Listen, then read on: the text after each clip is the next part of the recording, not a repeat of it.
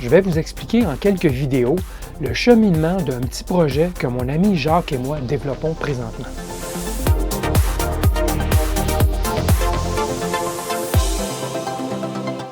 Bidouilleurs, salut!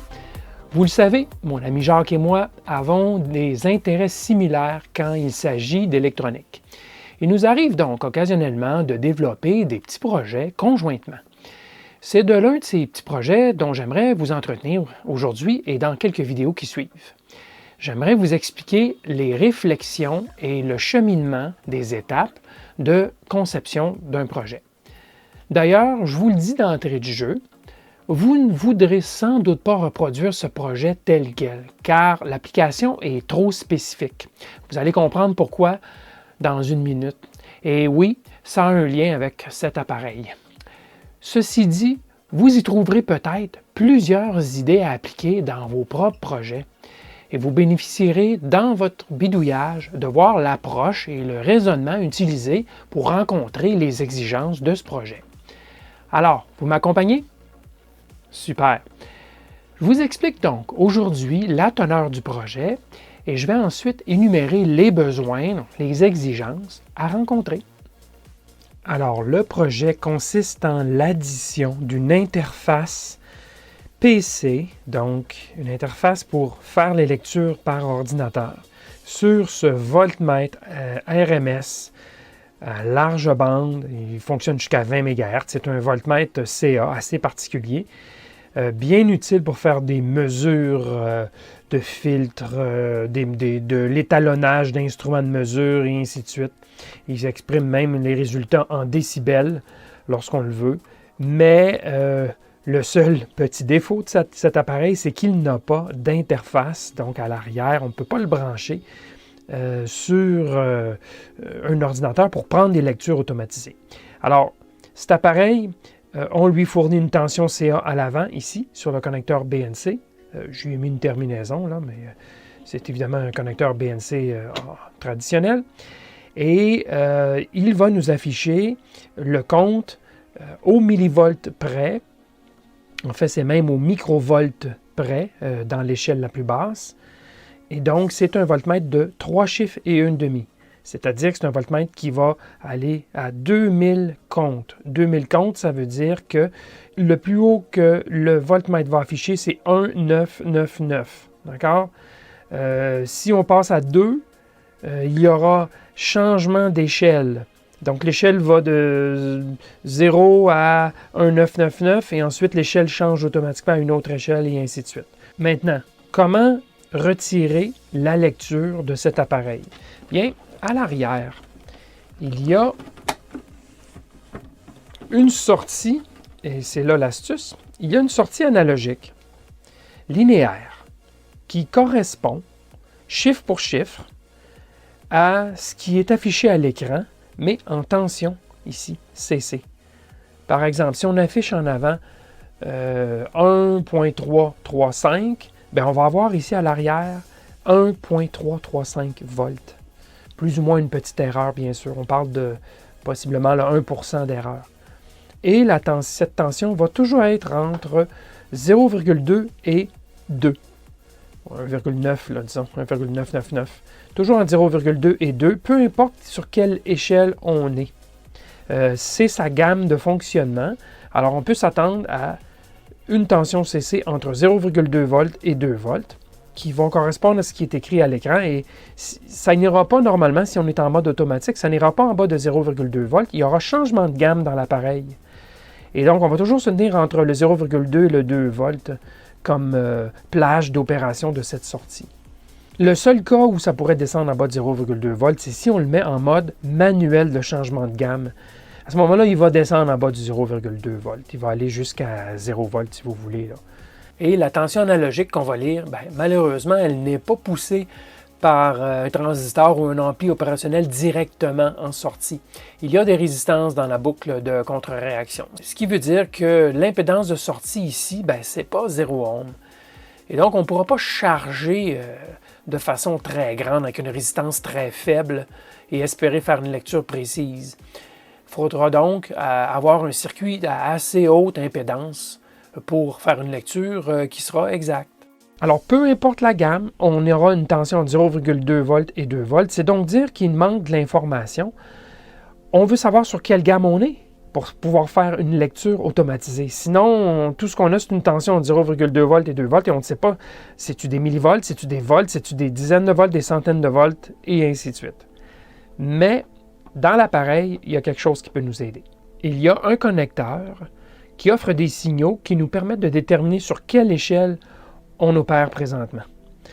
Vous vous rappelez certainement, j'ai fait une vidéo de réparation de ce voltmètre CA et il y avait eu de la poudre blanche sur, entre autres, ce connecteur et un ou deux autres. Donc, on pourra se connecter là-dessus. Mais, il est assez particulier, ce connecteur. Regardons pourquoi. Alors, ce connecteur, c'est J501. Il nous offre 3 bits F0, F1 et F2. Ces 3 bits-là vont nous informer sur la gamme présente. Et ça, c'est la table de vérité des 3 signaux F0, F1 et F2. On nous dit ici donc que si on lit 001, c'est la gamme de 2 mV. Si on lit 010, c'est la gamme de 20 mV. Et ainsi de suite, 200 mV, 2 volts, 20 volts, 200 volts et 700 volts. Alors, les 3 bits nous donnent 7 gammes possibles. On peut donc simplement lire ces bits, savoir où est-ce qu'on est. Mais ces 3 bits n'ont pas une logique traditionnelle. Si vous suivez les lignes de F0, F1 et F2, vous vous apercevez qu'il y a des pull-downs à moins 15 volts. Wesh! Et que ces lignes sont poussées par cette puce ici, qui est une puce faite sur mesure par Fluke, donc pas la peine de chercher les spécifications. Ceci dit, on s'aperçoit que le signal ici, c'est finalement, théoriquement, entre 0 et moins 15 volts. Moins 15, c'est un niveau logique bas, et 0 volts, c'est un niveau logique haut. Et les pull-down sont de 20 kΩ, ce qui veut donc dire que ce sera un circuit très, très haute impédance. On ne pourra pas charger ces lignes, F0, F1 et F2, avec des résistances de basse valeur. Il va falloir avoir un circuit à haute impédance. Et j'ai vérifié aussi là, le fameux 0 volt, là, niveau haut, c'est plus dans le moins 2 volts. Donc, on joue entre moins 2 et moins 15 à haute impédance. Alors, il faut pouvoir lire ces signaux et les convertir en signaux logiques LVC-MOS dans notre circuit. Alors, c'est le moment de mettre par écrit les exigences, donc plus de détails sur ce qu'on veut accomplir. La première étape, c'est l'étape de l'interface électrique.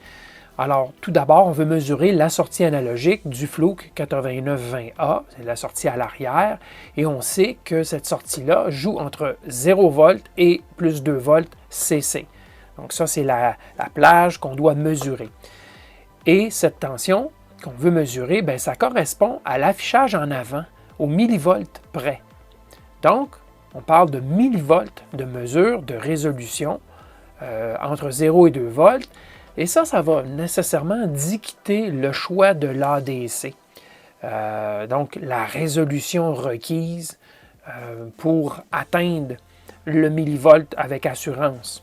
En plus, quand on parle de millivolts, on parle de bruit potentiel, donc les conséquences du bruit dans le circuit. Il faudra donc faire un circuit soigné, donc prendre ça en considération, le bruit. Ceci dit, ça sera une lecture lente, d'environ 2 à 3 lectures par seconde, puisque l'instrument à l'avant, de toute façon, ne donne que 2,5 lectures par seconde. Donc, on peut peut-être aller plus vite, mais ce n'est pas requis nécessairement. La sortie, elle, qu'on veut mesurer, on peut la charger d'une impédance plus grande que 5 kΩ, mais pas plus bas. Ça, je l'ai vérifié avec une boîte de substitution de résistance. Jusqu'à 5 kΩ, c'est correct. Donc, il faut faire attention puisque un ADC, typiquement, là, 5 kΩ, on est vraiment sur la limite de l'impédance. Plus haut que ça, c'est possible que les entrées ne se fassent pas charger correctement, les entrées de l'ADC. Donc, il faudra vérifier, est-ce qu'on peut alimenter directement l'ADC avec ce signal ou on doit faire quelque chose d'autre. L'autre aspect, c'est la lecture des 3 bits sur le connecteur J501 qui encode la gamme qui est présentement utilisée. On sait que c'est des niveaux logiques. Les deux tensions sont moins 15 volts et 0 volts, niveau bas, niveau haut. On sait très bien que le 0 volt, par contre, il n'est pas à 0. Il est plus dans les alentours de moins 2 volts. Moi, j'ai mesuré moins 2,2. Et surtout, c'est à impédance très élevée, ces niveaux logiques. Même 10 kΩ, c'est trop de charge. Ça affecte les signaux. Donc, à prendre en ligne de compte, attention. Donc, du côté électrique, un beau petit défi, si on peut dire. Maintenant, on peut regarder le côté contrôle interface, c'est-à-dire sur quoi on va brancher pour collecter les résultats. Alors, on veut une interface USB, OK, qui va se brancher sur un ordinateur. Au minimum, on voudra une lecture manuelle sur l'ordinateur à partir du port série virtuel. On pourrait utiliser un programme de communication et simplement collecter les données qui entrent sur le port série, sauvegarder ça dans un fichier texte et faire un traitement par la suite. Ça, c'est le minimum qu'on peut faire, certainement. On peut faire mieux. Par exemple, créer un programme PC fait sur mesure, un programme d'interface qui, lui, va afficher le résultat avec des gros chiffres et qui va nous permettre aussi de faire un 0, donc une calibration avant de commencer nos lectures, sauvegarder les résultats dans un fichier, changer le rythme de lecture, etc., etc. Alors ça, c'est l'autre possibilité. Au niveau du microcontrôleur, parce que oui, il y aura nécessairement un microcontrôleur dans ce projet, moi je vois 2 choix. D'abord le STM32 qui ne manquera pas de puissance pour faire des calculs, ça c'est certain, mais surtout qui a un avantage, c'est qu'il possède un ADC intégré de 12 bits. Bon, ceci dit, est-ce que 12 bits c'est suffisant? À voir. Est-ce que le fait que l'ADC est directement sur le microcontrôleur, est-ce que ce sera un environnement trop bruyant? Est-ce que les 12 bits sont effectifs, peuvent être utilisés, ou il y aura problème? On pourrait aussi dire, OK, ben, je vais prendre plutôt un Arduino Nano ou un Arduino Uno. Ceci dit, ben, ces 2 Arduino, ben, c'est un ADC de 10 bits qui est interne. Et je peux vous le dire d'avance, 10 bits, ça ne sera pas suffisant si vous faites le calcul. 10 bits, c'est 1024 possibilités de lecture. Et 1024, ben, on ne fera pas un 0 à 2 volts au millivolt près. C'est facile à faire le calcul avec ça. Donc, c'est plus simple, un Arduino Nano, mais ça nécessitera un ADC externe. D'accord? Et forcément, dans le cas ou dans l'autre, on aura possiblement besoin d'une librairie I2C ou SPI si on utilise un ADC externe. Donc, si nécessaire, il faudra s'assurer que nos 2 solutions ont cela. Et je crois que c'est le cas. Bon, maintenant, le 3e aspect, c'est l'aspect mécanique. Comment est-ce qu'on va intégrer ça au projet? Alors d'abord, je le veux à l'intérieur du boîtier du Fluke 8920. Je ne veux pas d'interface externe, je ne veux qu'un câble USB à l'extérieur. Donc, forcément, on va concevoir une plaquette PCB qui sera mécaniquement compatible avec les points de montage à l'interne. En tout cas, il faudra trouver une solution de montage. Donc, il faut prendre ça en considération avant de se lancer dans la fabrication d'un PCB carré, tout simplement. Il faudra aussi se connecter au signal de sortie analogique, mais à l'interne. Ça nécessitera de souder 2 fils à l'interne sur les bornes de la sortie 0 à 2 volts. Et il faudra aussi se connecter au connecteur J501. Ça, ce n'est pas un problème, c'est des broches traditionnelles avec espacement de 100 millièmes de pouce. Donc ça ne sera pas compliqué de se connecter là-dessus. Il faudra par contre donner l'accès au connecteur USB à partir de l'extérieur. Donc, positionnement du connecteur USB pour avoir accès à l'extérieur. Vous voyez que c'est tous des petits détails qu'il faut quand même écrire et définir pour s'assurer que quand on va arriver à la fin, on va avoir rencontré les besoins, tous les besoins, et que ce sera fonctionnel et pratique à utiliser. Alors, je vous donne un petit devoir d'ici la prochaine vidéo. D'abord, tentez de figurer combien de bits on aura besoin pour rencontrer l'exigence d'une résolution de mieux que 1 millivolt pour lire un signal entre 0 et 2 volts. N'oubliez pas que la tension de référence d'un ADC entre dans le calcul du nombre de bits utilisés pour cette gamme 0 à 2 volts. Aussi, réfléchissez à un circuit qui peut convertir un signal logique de 3 bits à niveau moins 15 volts et 0 volts ou moins 2.2 volts en un signal logique LV-CMOS de 0 à 3.3 volts d'amplitude. Et n'oubliez pas que l'impédance de sortie de ces signaux, ces 3 bits, elle est très élevée, donc vous ne pouvez tirer que très peu de courant sur ces lignes. Donc, allez-vous apprendre quelque chose dans ce projet?